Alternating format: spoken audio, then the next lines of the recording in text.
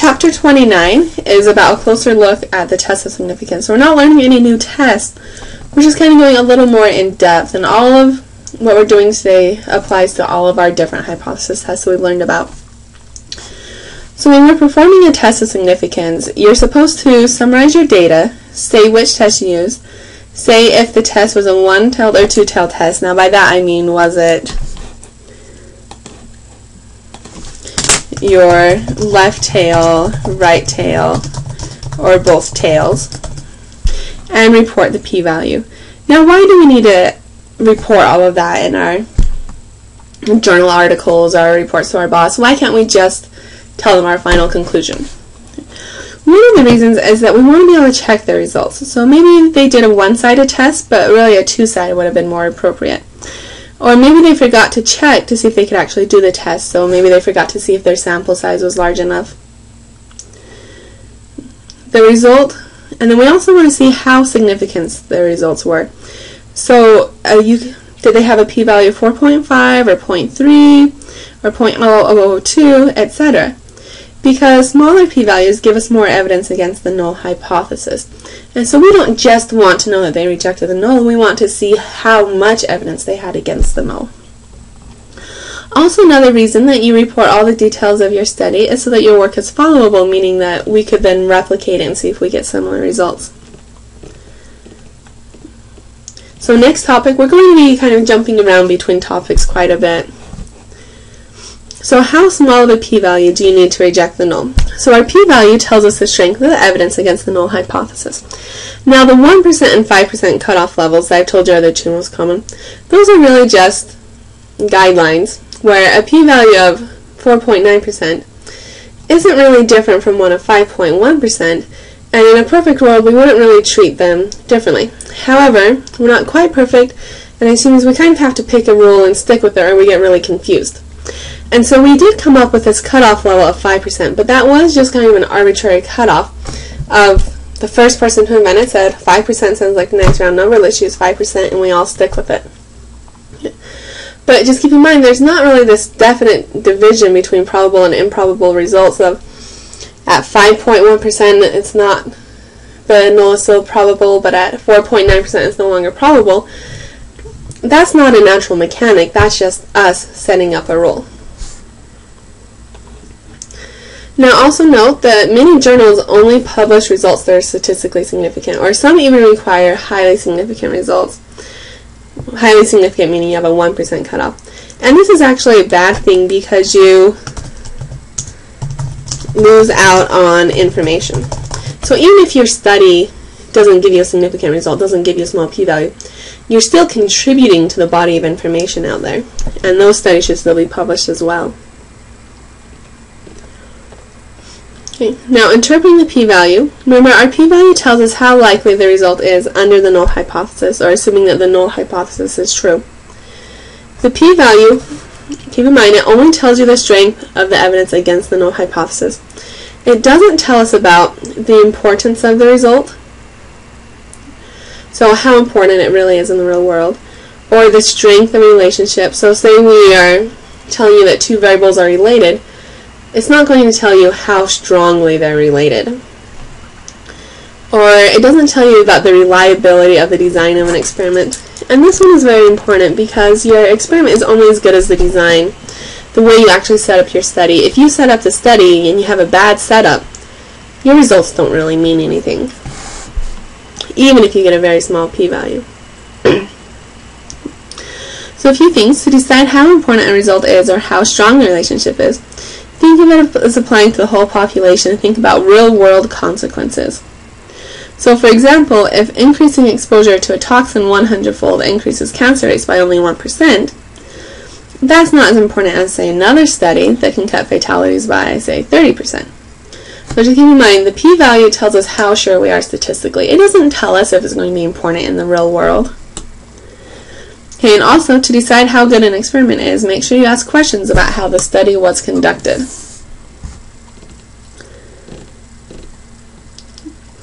Now, errors in hypothesis testing. Hypothesis testing deals with chances, so we can never be absolutely sure if our conclusions are correct. Sometimes we accidentally reject a true null hypothesis. And sometimes we fail to reject a false null hypothesis. So these are our errors. Now the point of testing is to help distinguish between real differences and chance variation. So we say, okay, I expected this, but I got this. Is that just due to our natural chance error, or is there a real difference? But big differences, just due to chance error, can happen occasionally. So sometimes when we find a statistically significant result, meaning a small p-value, it might have just been a really big chance error, which happens occasionally. But the good news is, if we have a large sample, we are less likely to make errors in our hypothesis testing. So big samples mean less chance error. And we've seen this as a common theme throughout the class. The bigger your sample size, assuming that you do have a good sample design, means that your results will be more precise and you are less likely to make errors. Now, data snooping. So data snooping involves a couple things. Let's first do doing lots of tests. So if we do a lot of statistical tests, we expect to find some statistically significant, or in other words, small p-values. We expect to find some small p-values just due to chance error. So for example, if we test at our 5% level, have a 5% cutoff, we actually expect 5% of our tests to show up as statistically significant just due to chance, even if all the null hypotheses were true. So once again, if you do 100 tests, we expect to get 5 false positives just by chance, just due to that chance error. That's what the 5% cutoff tells us, is that we're going to mess up 5% of the time. Or we expect to mess up 5% of the time if the null is true. So when we say false positives means that you have small p-values, so you reject the null, but the null is true. And so once again, if you do 100 tests, you'd expect to get 5 false positives, where even if the null is true, you're going to accidentally reject it, just due to your chance error. And if you do 1,000 tests, you'd expect 50 false positives. And so statisticians have realized if you go out and you do lots of tests, you're going to eventually get small p-values just due to chance error, but they don't mean anything. And you have to account for that. And so when you go and do your reports, you have to tell people how many tests you did and not just the ones that were statistically significant. Because there are ways to adjust the p-values to take into account how many tests you've done. Now that's beyond the scope of this class. Just keep in mind you have to tell people how many tests you did. Also, another way of data snooping is what our textbook calls singling out the worst. So if we notice that something unusual has happened, it doesn't make much sense to figure out the chances because rare things happen all the time. So for example, let's say we have a town of 50,000 people and someone notices that the rate of a rare form of cancer is 3.5 times the national average. They perform a statistical test and find a p-value of 0.02%. So we say, okay, we weren't very likely to find such a large form or a large rate of cancer just due to the chance error, so they think there's something going on here, and they find high voltage power lines and conclude that these caused the cancer. So, what was wrong with this? Well, first of all, they were wrong to just assume it was the power lines. Maybe it was something else, but more specifically as far as singling out the worst, you have to keep in mind that if you looked at a lot of towns, just due to chance, you are likely to somewhere find a town with a high rate of cancer. So there could be something wrong with this town, but it could also be bad luck.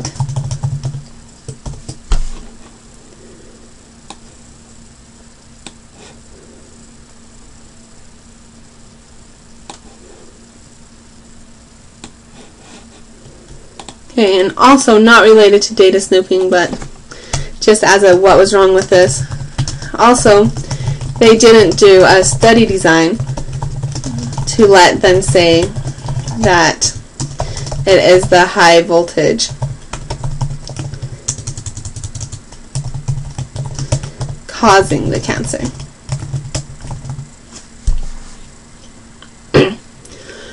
Another thing that falls under data snooping is one-tail versus two-tail tests. Now, with one-tail versus two-tail, again, this means our left tail, right tail, or both tails. So researchers like one-tail tests because they're more likely to get statistically significant results, because the p-values are smaller if you only look at the area in one tail. However, the decision should be made before you look at the data, and if there's any doubt about which direction to go, it should be a two-tail test. And I've actually seen people say, oh, in advance, I think it should be the left tail, and then their sample data actually ends up being more than they expected, and so that left tail ends up being like 99%, and so they'd actually picked the wrong direction. Sometimes that happens, and so sometimes it's safer to go with the two-tail test if you're really not sure which direction your relationship should be going. Now, in principle, it doesn't matter whether you make a one-sided or two-sided test as long as you report what you did and you decide ahead of time.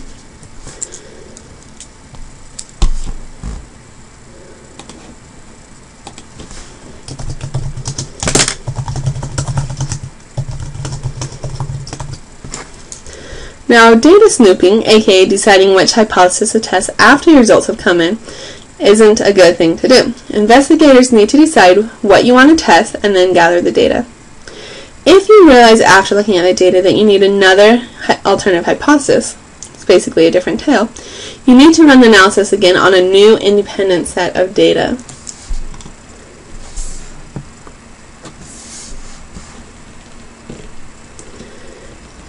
The next thing to consider is the result actually important?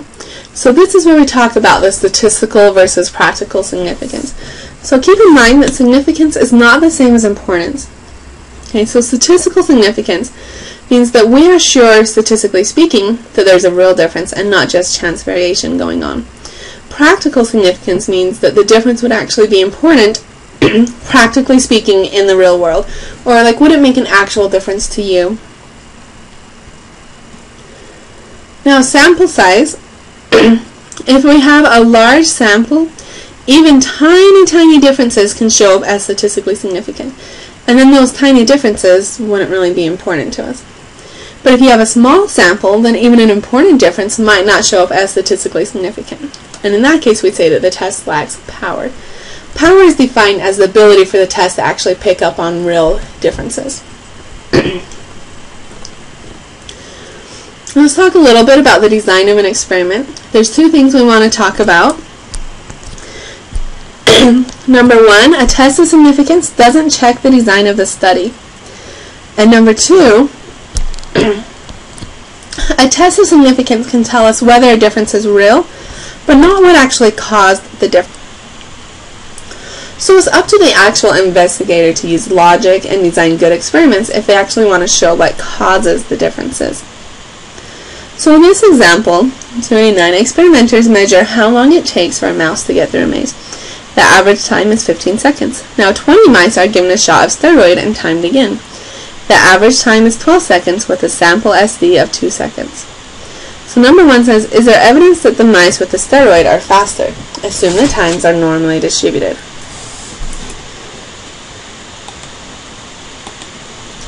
So for this one, it looks like we have a sample size of 20, and then our sample average equals 12, and our sample SD equals 2. Also, it told me the times are normal, and because I know the sample SD and not the population SD, I'm going to have to use the t-test. Notice we do only have one sample. We're not comparing two samples. This is just a test for the average, so it's just a one sample t-test.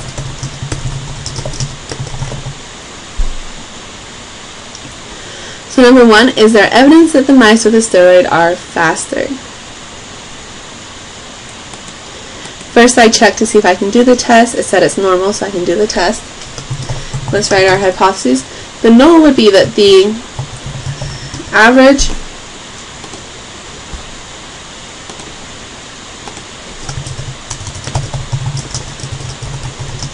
time for all mice on the steroid is faster than the other mice, and the other mice were 15 seconds. So specifically, it'll be the average time for all mice on steroid is 15 seconds. So, not faster. The alternative is that the average time for all mice on steroid is faster, so that would be less than 15 seconds.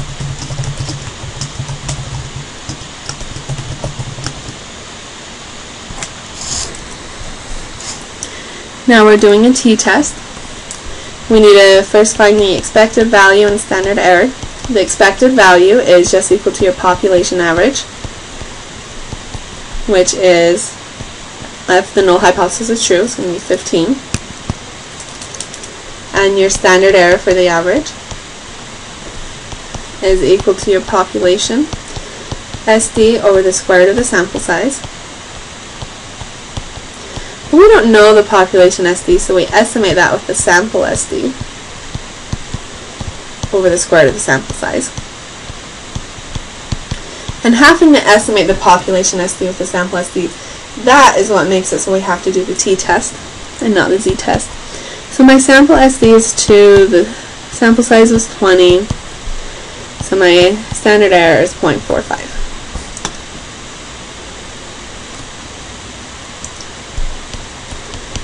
And t is equal to your sample average minus the expected value over the standard error. The sample average was 12, the expected was 15, the standard error is 0.45. So this gives me negative 6.66. For the t-test, you also need degrees of freedom, which is your sample size minus 1. So my sample size is 20, minus 1 gives me 19.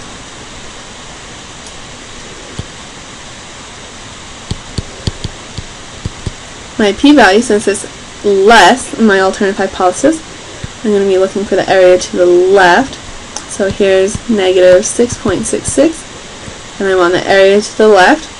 When I look it up on the table, I learned that it's less than 0.5%.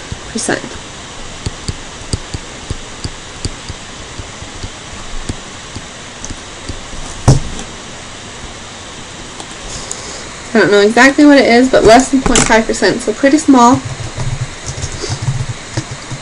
So this is a small p-value, and we will reject the null hypothesis.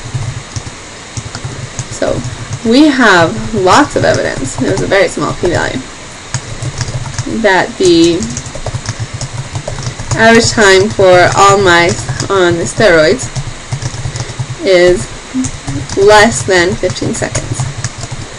So the steroid mice are faster.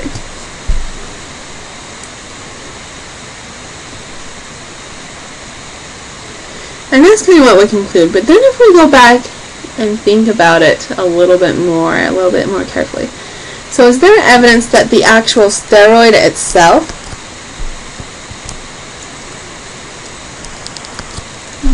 makes a difference in the time it takes the mouse to complete the maze?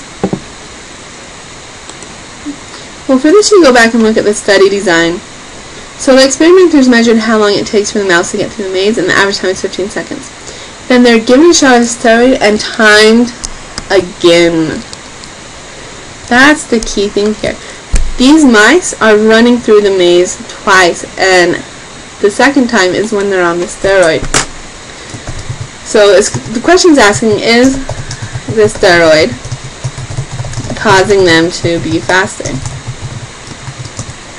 Well, this was actually a bad experiment design, because when they run with the steroid, it is actually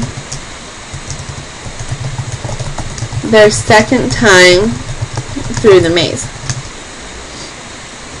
Now, the steroid might be making them run faster, but they might be running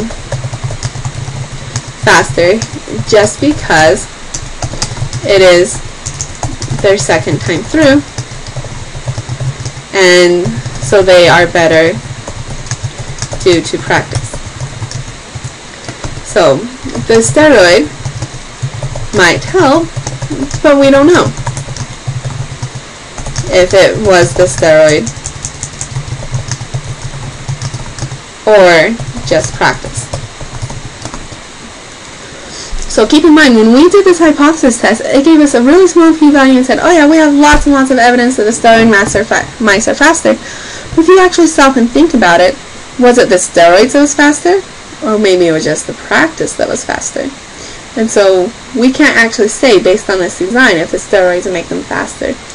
So this was a bad experiment design. But the actual hypothesis test itself is kind of dumb, and it doesn't actually check the design of your experiment for you. So here's another example. We actually have two different examples of experiments in which the experimenters got a small p-value and believed that they had evidence that ESP exists. But then they actually found out later that their evidence they thought they had was actually caused by something else instead of ESP.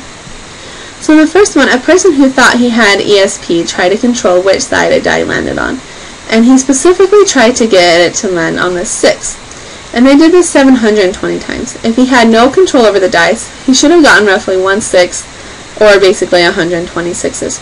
Instead, he got 143 sixes, and the chance of this happening if the person had no control was only about 1%. So the p-value was 1%. So he said, yes, this is a small p-value, and I have evidence of ESP.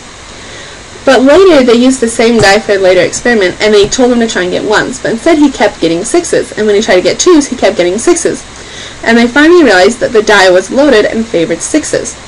And so it wasn't actually ESP causing this difference between the observed and expected value. It was a loaded die. So even though it was a small p-value, it wasn't caused by ESP, it was caused by a loaded die.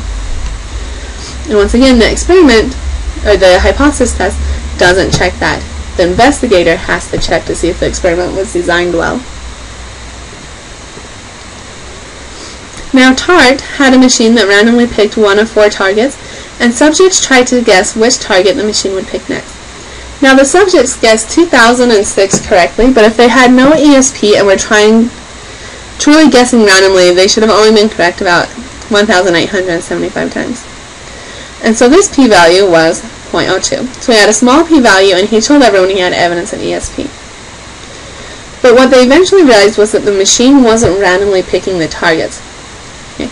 And so there was a little bit of a pattern going on here, and people were subconsciously picking up on it, and so that's how they were picking the targets more correctly. Now he actually tried this again a couple years later with a correct machine, and the p-value was big and there was no evidence of ESP. So once again, the math in the test is good, but it doesn't actually check to see if the design of your experiment was good. And so just because you got a small p-value, you need to check and see if the experiment was actually designed well, and whether the experiment was designed in such a way to let you draw the conclusions that you want.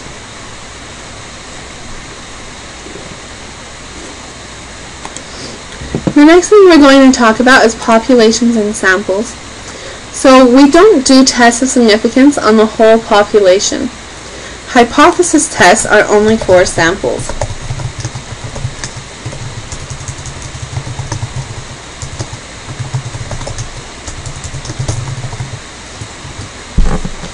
The reason why is if you know the population data, there's really no reason to do a hypothesis test. So for example, if you want to know what the population average is, you just look at the population data. You don't need a ZRT test to tell you what the population average is when you have all the population data.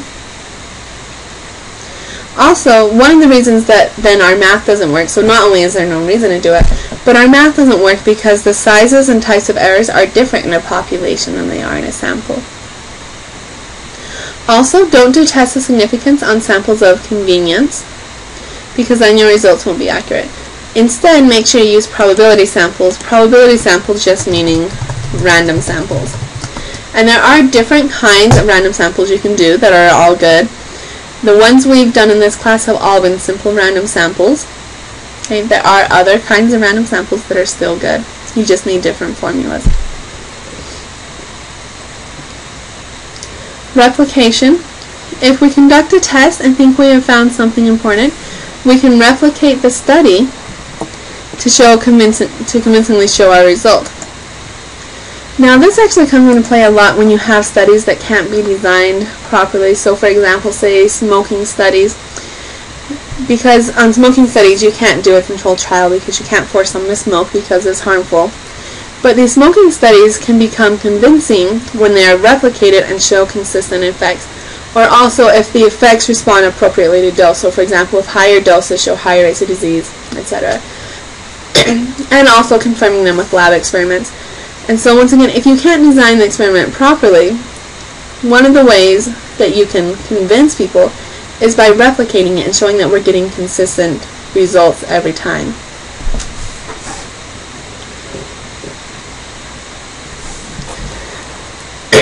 Now in conclusion, just keep in mind that the test of significance answer one and only one question. So they answer, how easy is it to explain the difference between the data and what was expected for the null hypothesis on the basis of chance variation alone? Or in other words, I might say, if the null hypothesis is true, how likely is it to get such a big difference between our observed data and the expected value just due to chance error?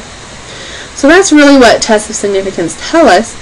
But so keep in mind, the hypothesis test doesn't check the design of an experiment. It doesn't tell you if a significant difference is important, and it doesn't tell you what actually causes the difference.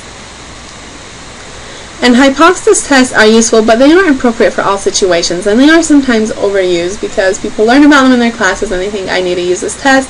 It sounds big and impressive, but they're not appropriate all the time, and many times you'd be better off just estimating instead, or using estimation techniques like confidence intervals. And sometimes confidence intervals will give you more useful results than hypothesis tests anyways.